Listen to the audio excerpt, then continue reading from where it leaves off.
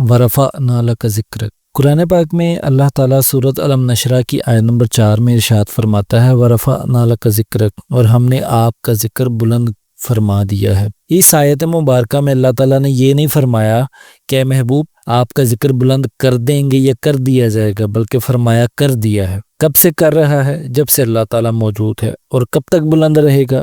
جب تک اللہ تعالیٰ موجود رہے گا۔ وہ تو ہمیشہ سے ہے اور ہمیشہ رہے گا۔ اسی طرح آپ صلی اللہ علیہ وآلہ وسلم کا ذکر بھی ہمیشہ سے بلند ہے اور ہمیشہ رہے گا، کیونکہ آپ صلی اللہ علیہ وآلہ وسلم تو اس وقت بھی نبی تھے جب آدم علیہ السلام مٹی اور پانی کے درمیان تھے۔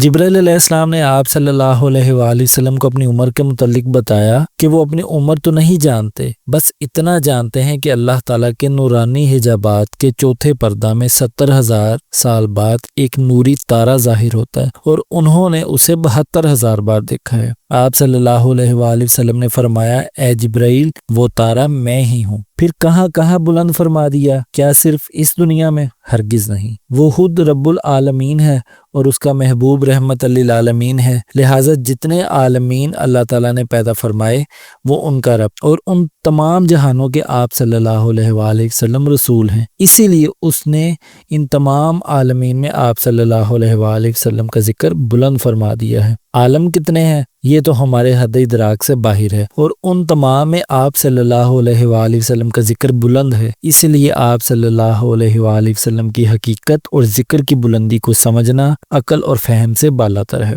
اس آیت کریمہ میں لفظ لاکا یعنی آپ کے لیے یا آپ کی خاطر اس حقیقت کو واضح کر رہا ہے کہ میرے محبوب ہمیں کیا کسی کی پرواہ ہے، کوئی خوش ہو یا نہ خوش، راضی ہو یا ناراض، ہم تو مالک ہیں، بے نیاز ہیں، ہر کوئی ہمارا محتاج ہے، ہم کسی کے محتاج نہیں، کسی کی پرواہ نہیں کرتے۔ لیکن جب آپ صلی اللہ علیہ وآلہ وسلم کی بات آتی ہے تو آپ کا ذکر بھی آپ ہی کی خاطر بلند کیا کہ آپ راضی ہو جائیں۔ یہاں پر بلندی ایک تقابلی امر ہے، جیسے سٹیج پر بیٹھے ہوئے لوگ ان لوگوں سے بلند ہوتے ہیں جو زمین پر بیٹھے ہوں، اور جو لوگ مکان کی چھت پر ہوں ان لوگوں سے بلند ہوتے ہیں جو سٹیج پر ہوں۔ اللہ حاضل قیاس، یہ بلندی ایک تقابلی امر ہے، چنانچہ اگر یہ کہا جائے کہ فلاں چیز بلند ہے تو فوراً ذہن میں یہ سوال پیدا ہوتا ہے کہ کس کے مقابلے میں بلند ہے، اور اگر مقابلے میں کسی چیز کا ذکر نہ ہو تو بلندی سمجھ میں نہیں آتی۔ بنا بریں بلندی ایک تقابلی امر ہے، لیکن اس آیت کریمہ میں مطلق بلندی مذکور ہے۔ عقل انسانی سوال کرتی ہے کہ باری تعالیٰ تو نے اپنے محبوب کا ذکر کس کے مقابلے میں بلند کر دیا، کیونکہ مقابلے میں تو کسی چیز کا ذکر نہیں۔ وہ ذات کہتی ہے کہ میرے محبوب کے مقابلے میں تو کوئی ہے ہی نہیں، کس کا ذکر کیا جائے۔ یہاں مطلق ارتفاع ہے، مطلق بلندی ہے۔ 2 4 10 15 100 1000 کروڑ ارب خرب الغرض گنی چنی چیزیں نہیں جن کا ذکر کر کے بتایا جائے کہ ان کے مقابلے میں بلند کیا ہے۔ جب محبوب صلی اللہ علیہ وآلہ وسلم کا ذکر تمام موجودات عالم سے بلند کر دیا تو اب کس کا ذکر کریں؟ کوئی لائق کے تذکرہ ہے ہی نہیں۔ ورفعنا لک ذکرک کے مفہوم پر غور کریں تو معلوم ہوتا ہے کہ یہ آیت کریمہ اس حقیقت کی وضاحت کر رہی ہے کہ کائنات میں کوئی شے ایسی نہیں جس سے حضور نبی اکرم صلی اللہ علیہ وآلہ وسلم کا ذکر بلند تر نہ ہو، کیونکہ فرمایا ہم نے آپ کا ذکر بلند فرما دیا۔ اب بتائیے آپ کی عقل، آپ کا علم، آپ کا مطالعہ، آپ کے مناظرے، مجادلے، استدلال اور آپ کی عقلی نقلی دلائل، تحریریں، بیان، کلام وغیرہ، یہ سب لفظ شے کے دائرے میں آتے ہیں یا نہیں؟ جب یہ سب کچھ لفظ شے کے دائرے میں آتا ہے تو فرمان الہی کا مفہوم یا مطلب یہ ہوا کہ ذکر مصطفیٰ تمہارے علم سے بھی بلند ہے اور تمہاری عقل سے بھی، تمہاری فکر و بصیرت سے بھی بلند ہے، تمہارے ادراک سے بھی بلند ہے، اور تمہارے مطالعوں سے بھی، اور تمہاری کتابوں سے بھی بلند ہے، اور تمہارے مناظروں سے بھی۔ عمر بھر تم پرواز کرتے رہو، تمہاری پرواز جہاں جا کر ختم ہوگی میرے محبوب کا ذکر اس سے بھی بلند ہے۔ غرض یہ کہ حضور اکرم صلی اللہ علیہ وآلہ وسلم کا مقام یہ ہے اور یہ نہیں ہے، اس بحث میں پڑھنا نبی اکرم صلی اللہ علیہ وآلہ وسلم کے مقام و مرتبے کو متعین کرنے کا مترادف ہے، جو سراسر ضلالت اور گمراہی اور جہالت ہے۔ اللہ تعالیٰ نے نبی پاک صلی اللہ علیہ وآلہ وسلم کے ذکر کو اس طرح بلند کیا ہے کہ اپنے ذکر کے ساتھ ذکر مصطفیٰ کو فرض کر دیا ہے۔ در منشور جلد 6 میں ہے حضرت عبداللہ بن عباس رضی اللہ تعالیٰ عنہ فرماتے ہیں کہ اللہ تعالیٰ نے حضور علیہ الصلوۃ والسلام سے فرمایا، اے محمد، جہاں میرا ذکر ہوتا ہے وہاں آپ کا ذکر بھی ہوتا ہے، جس نے میرا ذکر کیا مگر آپ کا ذکر نہ کیا جنت میں اس کا کوئی حصہ نہیں۔ آپ صلی اللہ علیہ وآلہ وسلم کے ذکر کی بلندی کی سب سے بڑی مثال ایک دن میں 5 وقت کی اذان ہے۔ مؤذن جب اللہ تعالیٰ کی وحدانیت کے اعلان کرتا ہے اشہد اللہ الہ الا اللہ، تو ساتھ ہی اللہ تعالیٰ کے محبوب صلی اللہ علیہ وآلہ وسلم کی رسالت کا اعلان بھی کرتا ہے اشہد ان محمد رسول اللہ۔ جاننے والے جانتے ہوں گے کہ اذان وہ اسلامی شعار ہے جو دن رات کے 24 گھنٹوں میں دنیا کے کونے کونے میں ہر لمحہ گونجتی رہتی ہے۔ وہ یوں کہ سب سے پہلے طلوع سحر سیلز کے مشرق میں واقع جزائر میں ہوتی ہے۔ وہاں جس وقت صبح کے 5:30 بج رہے ہوتے ہیں تو طلوع سحر کے ساتھ ہی انڈونیشیا کے انتہائی مشرقی جزائر میں فجر کی اذان شروع ہو جاتی ہے، اور بیک وقت ہزاروں مؤذن خدائے بزرگ و برتر کی توحید اور حضرت محمد صلی اللہ علیہ وآلہ وسلم کی رسالت کا اعلان کر رہے ہوتے ہیں۔ مشرقی جزائر سے یہ سلسلہ مغربی جزائر کی طرف بڑھتا ہے اور 1.5 گھنٹہ تک جکارتہ میں مؤذنوں کی آواز گونجنے لگتی ہے۔ جکارتہ کے بعد یہ سلسلہ سماٹرا میں شروع ہوتا ہے اور سماٹرا کے مغربی قصبوں اور دیہاتوں تک پہنچنے سے پہلے ہی ملایا کی مسجدوں میں فجر کی اذانیں بلند ہونا شروع ہو جاتی ہیں۔ ملایا کے بعد برما کی باری آ جاتی ہے۔ جکارتہ سے اذانوں کا جو سلسلہ شروع ہوتا ہے وہ 1 گھنٹہ بعد ڈھاکہ پہنچتا ہے۔ بنگلہ دیش میں ابھی اذانوں کا سلسلہ ختم نہیں ہوتا کہ کلکتہ سے سری نگر اور سری نگر سے ممبئی کی طرف بڑھتا ہے اور پورے ہندوستان کی فضا توحید و رسالت کے اعلان سے گونج اٹھتی ہے۔ سری نگر اور سیالکوٹ میں فجر کی اذان کا ایک ہی وقت ہے۔ سیالکوٹ سے کوئٹہ، کراچی اور گوادر تک 40 منٹ کا فرق ہے۔ اس عرصہ میں فجر کی اذان پاکستان میں بلند ہوتی رہتی ہے۔ پاکستان میں یہ سلسلہ ختم ہونے سے پہلے افغانستان اور مسقط میں شروع ہو جاتا ہے۔ مسقط سے بغداد تک 1 گھنٹہ کا فرق ہے۔ اس عرصہ میں اذانیں حجاز مقدس، یمن، عرب امارات، کویت اور عراق میں گونجتی ہیں۔ بغداد سے اسکندریہ تک پھر 1 گھنٹہ کا فرق ہے۔ اس دوران شام، مصر، صومالیہ اور سوڈان میں اذانیں بلند ہوتی ہیں۔ اسکندریہ اور استنبول ایک ہی طول و عرض پر واقع ہیں۔ مشرقی ترکی سے مغربی ترکی تک 1.5 گھنٹہ کا فرق ہے۔ اس دوران ترکی میں صدائے توحید و رسالت بلند ہوتی ہے۔ اسکندریہ سے طرابلس تک 1 گھنٹہ کا دورانیہ ہے۔ اس عرصہ میں شمالی افریقہ میں لیبیا اور تیونس میں اذانوں کا سلسلہ شروع ہو جاتا ہے۔ فجر کی اذان جس کا آغاز انڈونیشیا کے مشرقی جزائر سے ہوا تھا، 9.5 گھنٹے کا طویل سفر کر کے بحر اوقیانوس کے مشرقی کنارے تک پہنچتی ہے۔ فجر کی اذان بحر اوقیانوس تک پہنچنے سے قبل ہی مشرقی انڈونیشیا میں ظہر کی اذان کا سلسلہ شروع ہو جاتا ہے، اور ڈھاکہ میں ظہر کی اذانیں شروع ہونے تک مشرقی انڈونیشیا میں عصر کی اذانیں بلند ہونے لگتی ہیں۔ یہ سلسلہ 1.5 گھنٹہ تک بمشکل جکارتہ پہنچتا ہے کہ انڈونیشیا کے مشرقی جزائر میں نماز مغرب کا وقت ہوتا ہے۔ مغرب کی اذانیں سیل سے بمشکل سماٹرا تک پہنچتی ہیں کہ اتنے میں عشاء کا وقت ہو جاتا ہے۔ جس وقت مشرقی انڈونیشیا میں عشاء کی اذانوں کا سلسلہ شروع ہوتا ہے، اس وقت افریقہ میں فجر کی اذانیں گونج رہی ہوتی ہیں۔ کرۂ ارض پر 1 سیکنڈ بھی ایسا نہیں گزرتا جس میں ہزاروں لاکھوں مؤذن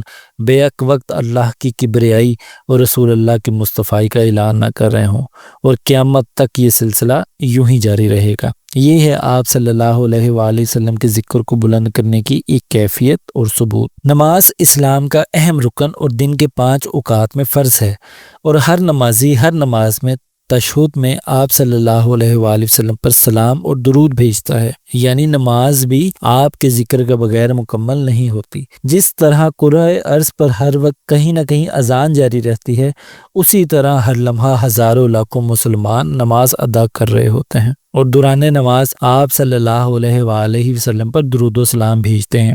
درود وہ ذکر اور عبادت ہے جو ہر عبادت کو بارگاہ الہی میں مقبول بناتی ہے، کیونکہ ہر فرقہ اور مسلک کے لوگوں کا عقیدہ ہے کہ اگر دعا یا کسی عبادت کے اول آخر درود شریف پڑھ لیا جائے تو عبادت اور دعا ضرور قبول ہوتی ہے۔ پس فرمایا کہ مجھ سے کچھ مانگنا ہے تو پہلے میرے محبوب پر درود بھیجو، میرے محبوب کا ذکر کرو، پھر دعا قبول کروں گا۔ یہ ہے ایک اور طریقہ محبوب کے ذکر کو بلند کرنے کا۔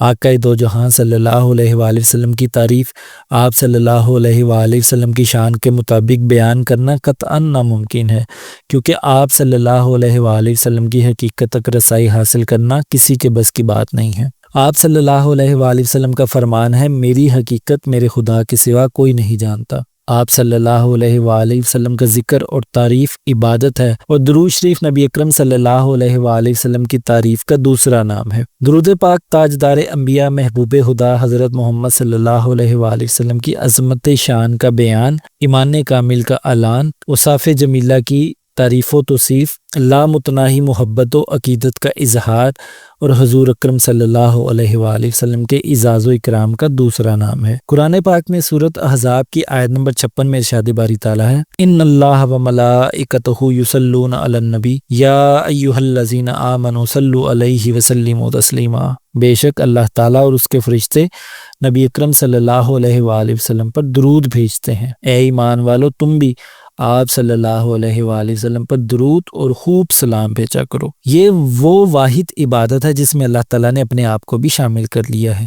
نبی اکرم صلی اللہ علیہ وآلہ وسلم پر درود بھیجنے والے تین ہیں، اللہ تعالیٰ، فرشتے اور اہل ایمان۔ حضور اکرم صلی اللہ علیہ وآلہ وسلم پر اللہ تعالیٰ کے درود بھیجنے کا مطلب یہ ہے کہ اللہ تعالیٰ حضور اکرم صلی اللہ علیہ وآلہ وسلم کے ذکر کو بلند کر رہا ہے۔ ہر لمحہ آپ صلی اللہ علیہ وآلہ وسلم کے دین مبارک کو غلبہ عطا فرما رہا ہے۔ اللہ تعالیٰ نے تمام انبیاء کرام کی شریعتوں کو منسوخ کر کے اپنے محبوب کی شریعت مبارکہ کو ہمیشہ ہمیشہ کے لیے برقرار رکھنے کا اعلان فرما دیا ہے۔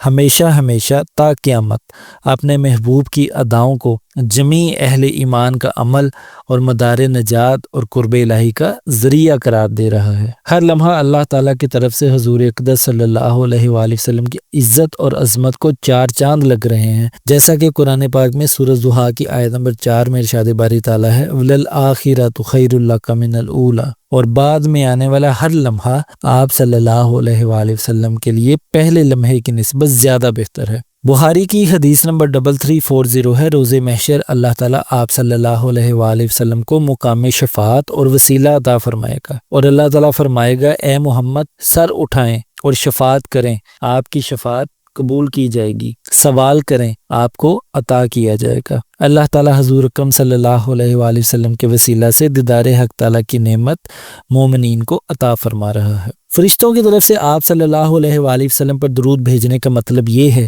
کہ وہ آپ صلی اللہ علیہ وآلہ وسلم کے حق میں دعا کرتے ہیں کہ اللہ تعالیٰ آپ صلی اللہ علیہ وآلہ وسلم کو اعلیٰ سے اعلیٰ مراتب عطا فرمائے اور آپ کے دین کو دنیا میں غلبہ عطا فرمائے۔ اہل ایمان کی طرف سے درود بھیجنے کا مطلب ہی اللہ پاک کی بارگاہ میں حضور علیہ الصلوۃ والسلام کی شان بلند کرنے کی التجا ہے، یعنی اہل ایمان پر یہ واضح کیا گیا ہے کہ جب میں اپنے محبوب پر برکات نازل کرتا ہوں اور میرے فرشتے آپ کی شان میں تعریف کرتے ہیں، تو اے ایمان والو، تم بھی میرے محبوب کی تعریف کرو اور ان کے لیے اعلیٰ مراتب کی دعا کرو۔ سورۃ احزاب کی آیت 56 میں لفظ صلاۃ استعمال ہوا ہے، جس کے 3 معنی ہیں۔ اول، محبت اور عشق کی بنا پر رحمت کرنا یا مہربان ہونا، دوم، تعریف و توصیف کرنا، اور سوم، التجا کرنا۔ لہٰذا جب یہ لفظ اللہ تعالیٰ کی طرف سے صلاۃ کے معنوں میں استعمال کیا جائے گا تو اس سے پہلا اور دوسرا مطلب مراد لیے جائیں گے، لیکن جب صلاۃ کا لفظ فرشتوں اور انسانوں کی طرف سے بولا جائے گا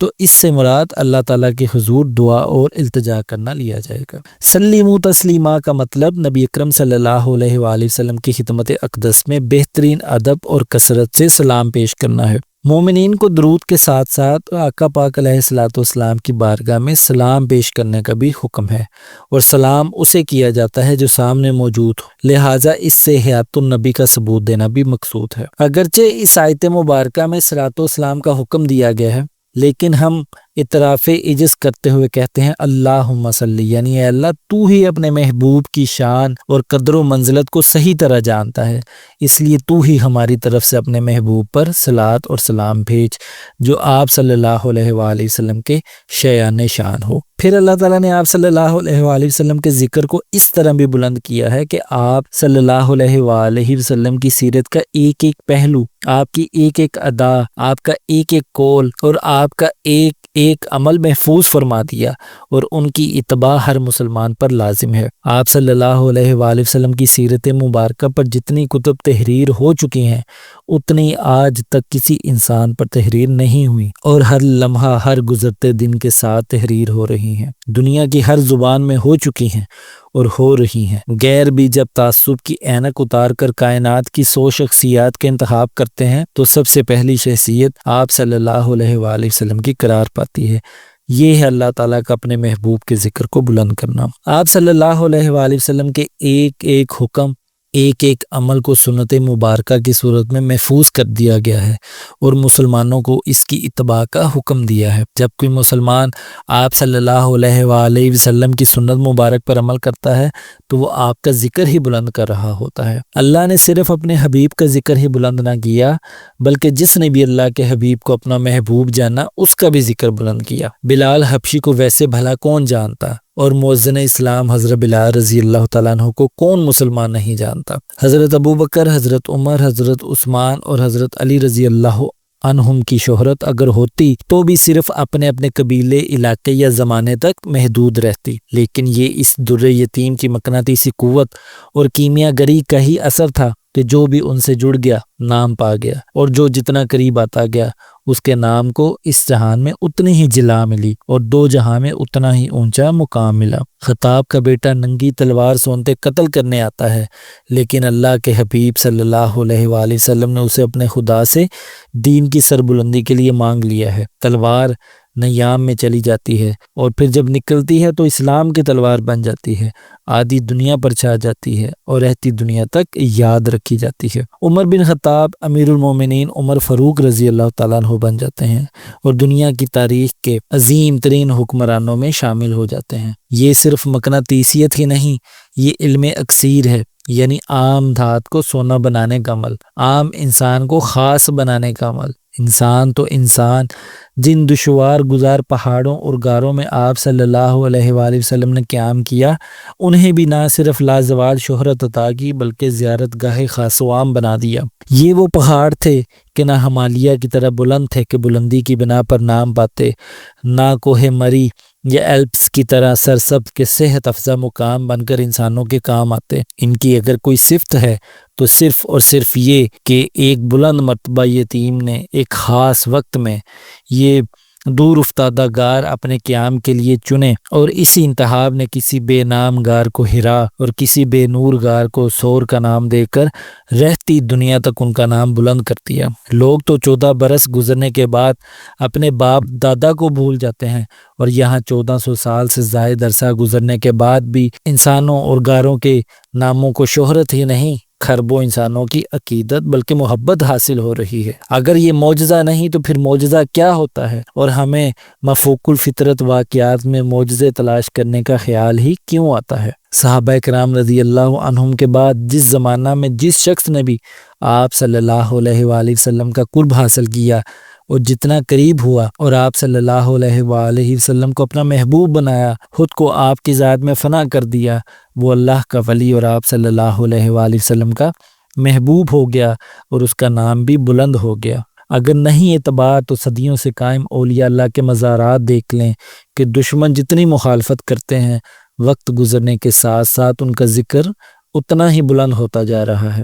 وَرَفَعْنَا لَكَ ذِكْرَكَ کا اس سے بڑا جیتا جاگتا اور سکہ بند ثبوت بھلا اور کیا ہو سکتا ہے کہ یہ ذکر کل بھی بلند تھا، آج بھی بلند ہے اور کل بھی بلند رہے گا۔ یہ ذکر ازل سے بلند ہے اور ابد تک بلند رہے گا۔